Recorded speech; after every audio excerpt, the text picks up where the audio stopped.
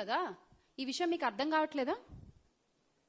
మీరు చెప్పేటువంటి వాదన ఏదైతే ఉందో, మీరు చేసేటువంటి వాదన అది ఎంత పేలవంగా ఉంది. అది దొరికిపోతున్నారు కదా మీరే అక్కడ.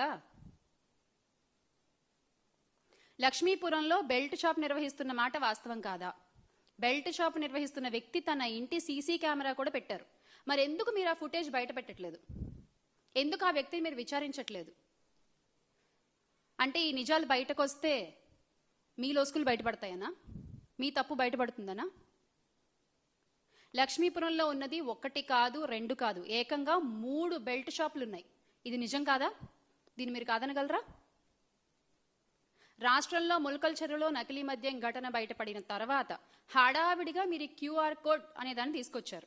కానీ మీరు విడుదల చేసిన క్యూఆర్ కోడ్ని చెకింగ్ చేసినట్టుగా మనకెక్కడ కూడా వీడియోలో కనిపించలేదు.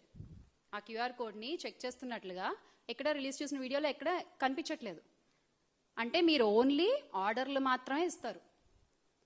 అవి అమలవుతున్నాయి సరిగ్గా అని మీ ఎల్లో మీడియాలో రాసేస్తారు, అబద్ధ ప్రచారాలు చేసేస్తారు.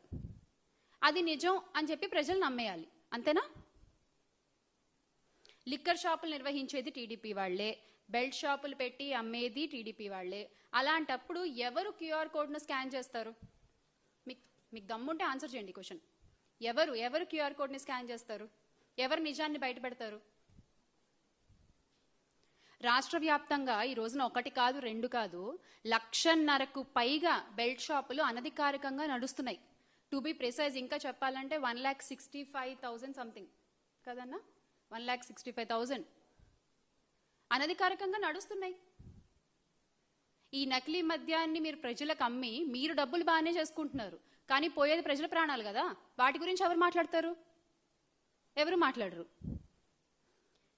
వ్యవస్థీకృతంగా జరుగుతున్నటువంటి ఈ క్రైమ్ ఏదైతే ఉందో, ఈ ఆర్గనైజ్డ్ క్రైమ్కి పూర్తి బాధ్యత కూటమి ప్రభుత్వం వహించాల్సిందే.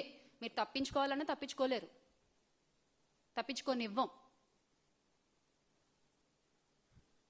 నకిలీ మద్యం చిన్నపాటి ఫ్యాక్టరీలు ఈ రోజున రాష్ట్రం అంతా కూడా వ్యాపించున్నాయి. మద్యం షాపులు, పర్మిట్ రూమ్లు, బెల్ట్ షాపులు అన్నీ ఏ రకంగా తెలుగుదేశం పార్టీ నాయకులు, ఎమ్మెల్యేలు, తెలుగుదేశం మనుషులు నడుపుతున్నారో మనం చూస్తూనే ఉన్నాం. మనందరం కూడా చూస్తూనే ఉన్నాం. మద్యాన్ని వాళ్లే తయారు చేస్తారు, వాళ్లకు చెందిన షాపుల ద్వారానే మద్యాన్ని వాళ్ళు అమ్ముతారు. వాళ్ళ బెల్ట్ షాపుల్లో కూడా ఆ నకిలీ మద్యాన్ని అమ్ముతారు.